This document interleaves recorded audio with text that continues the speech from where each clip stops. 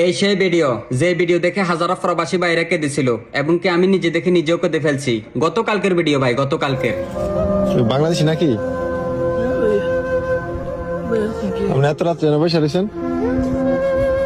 এই তো ভাইয়া, থাকার জায়গা নাই, থাকার জায়গা নাই। আজকে অনেকদিন হয়েছে বাইরে বাইরে ঘুরতেছি।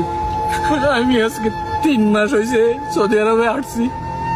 দালালে আইনা আমারে কাজও দেয় না, কিছু না। এক জায়গায় কাজও গেছি, 1 মাস হয়েছে কামের টাকাও দেয় না। এখন একজনের রুমে থাকতাম, খাইতাম, বার করে দিছে ভাইয়া। এতদিন আমি রিয়াতে ছিলাম, এখন চলে আসছি এখানে। আগামা টাকা মাসে নাকি? আকামা দেয় নাই, দালালে বলছে 3 মাস পরে আকামা দিব। 3 মাস পার হয়ে গেছে, এখনো আকামা দিছে না। তো খাওয়া দাওয়া করছেন রাত্রে? এই দেখে আমার কাছে 5টা টাকা ছিল, তুই সকালে কি খাবো? দেখে কবুজ ভাইয়া, একটা কবুজ খাইছি আর এই কটা কবুজ রাখছি, শক্ত হয়ে গেছে ভাইয়া গরুর মতো। তো আপনার আপনার কাইন্দে না? আয়ো ভাই বাতি যারা, তোমরা যে বিদেশ বিদেশ করো, এই হলো বর্তমান বিদেশের অবস্থা। দালালের মাধ্যমে আইবা, এইভাবেই রাস্তাঘাটে শুয়ে থাকতে হইব। মানে বিদেশে আসার জন্য